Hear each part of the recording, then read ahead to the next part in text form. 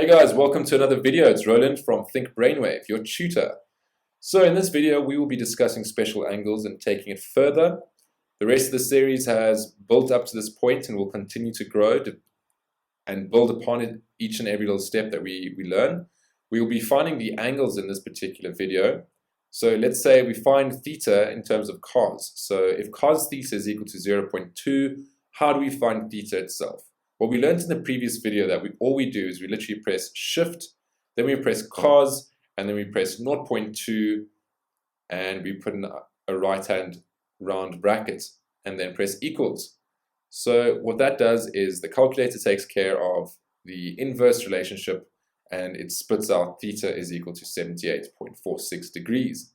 Easy game, it's nothing too difficult. So practice these sort of questions. These will become the easiest in the future and you'll easily get your 2 marks.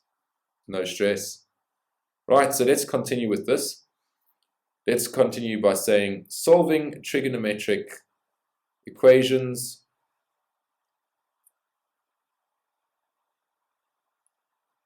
And we'll obviously need to start with an example. So let's find the value of 3 sine theta is equal to 2.4.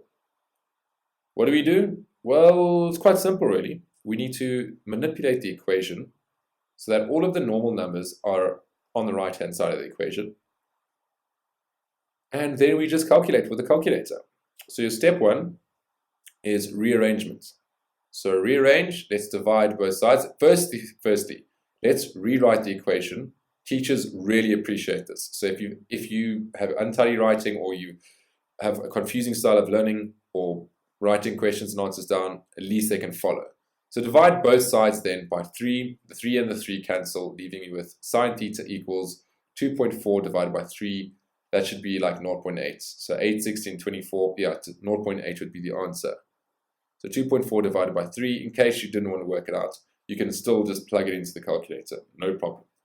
Step 2, obviously it's going to take a lot longer. If you have 2.4 over 3, it's going to speed up if you can work in your head. It's the same as basically saying 24 divided by 3 is equal to 8. And then you just take 1 decimal point back, giving you 0.8. Alright, so what you do is, you say calculate. You then plug your equation in, but first you need to press shift, then you need to click sine, then you click 2.4 over 3, put a right-hand round bracket, and then make sure to press the equal sign. Alright, so theta is equal to 3.13. Easy game.